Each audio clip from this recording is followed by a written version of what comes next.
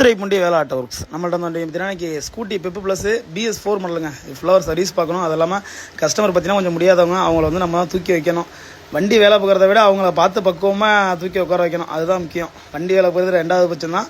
அவங்கள பத்திரமா உட்கார வைக்கணும். ஓகே, வண்டியை பிரிக்க ஆரம்பிச்சதில் என்ன ஃபால்ட்னு பார்த்தீங்கன்னா கார்பரேட்டர் வந்து அடைக்கிதுனாங்க. அது இல்லாமல் ஏர் ஃபில்டர் புதுசு மாற்றணும்னா ஏர் ஃபில்டர் கழட்டுறது வந்து ரொம்ப கஷ்டம். இல்லை அந்த சைடு ஃபிட்டிங் ஃபுல்லாக கழட்டினா தான் ஏர் ஃபில்டர் கழட்ட முடியும். வாங்க அந்த ஃபஸ்ட்டு கார்பரேட்டர் நம்ம க்ளீன் பண்ணணும்.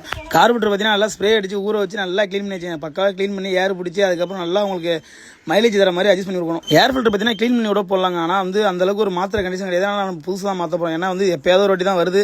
ஒரு ஏரியா புதுசு மாத்திரன்னு சொல்லிட்டு மாற்றிவிட்டோம். ஆயில் மாத்திரலாம் பார்த்தீங்கன்னா போல்டு கழட்டுறது ரொம்ப சிரமங்க. ஏதாவது வீல் இல்லைன்னா பார்த்தீங்கன்னா உங்களுக்கு ஈஸியாக சாட்சி கழட்டிடலாம். ஆனால் அந்த ரெண்டு சைடு வீல் ஆகுதுனால ரொம்ப குனிஞ்சு படுத்தாலாம் கழட்ட வேண்டியதாக இருக்குது. ஓகே, ஒர்க்கு ஃபுல்லாக முடிச்சாச்சு. வண்டி கஸ்டமர் என்ன சொன்னார் பார்த்தீங்கன்னா நம்மளை ஓட்டி பார்க்க சொன்னாங்க. நான் சொன்னேன் இது மாதிரி ஓட்ட வராதுன்னு. அப்படின்னா பரவாயில்ல நீங்கள் ஓட்டி பார்த்து சொல்லுவாங்க. அவங்க சொன்ன மாதிரி ஓட்டி பார்த்துட்டா வண்டி நல்லா தான் இருக்குது. வண்டி நம்ம ஓட்டி பார்த்தாச்சு நல்லா இருக்குது. அடுத்து பார்த்தீங்கன்னா கஸ்டமர் தூக்கி அதே மாதிரி உட்கார வைக்கணும். எப்படி இறக்கணுமோ அதே மாதிரி ஏற்றி வைக்கணும். அதுதான் முக்கியம். ஏன்னா அவங்க என்ன பொசிஷனில் அவங்க உட்காந்துருப்பாங்க அவங்களும் தெரியும். அவங்க சொன்ன மாதிரி அவங்க உட்கார வச்சு தான் அவங்க வண்டி ஓட்ட முடியும். ஒரு முக்கியமான குறிப்புங்க, இந்த மாதிரி உள்ளவங்களோட வண்டி வந்து எதுவும் ஃபால்ட்னா என்கிட்ட கொண்டாங்க. ஸ்பேர் என்னமோ வாங்கி கொடுங்க. என்கிட்ட ஸ்பேர் வாங்கதெல்லாம் என்கிட்ட பணம் இல்லை. நான் வேலை போன்ற லேபர் பார்த்தீங்கன்னா ஒரு 100 ரூபா வாங்குற இடத்துல ஒரு 20 ரூபா 30 ரூபா கொடுங்க. ஏதோ இருக்கிறத கொடுங்க, நான் வாங்கி பண்ணி தரேன் பக்காவா.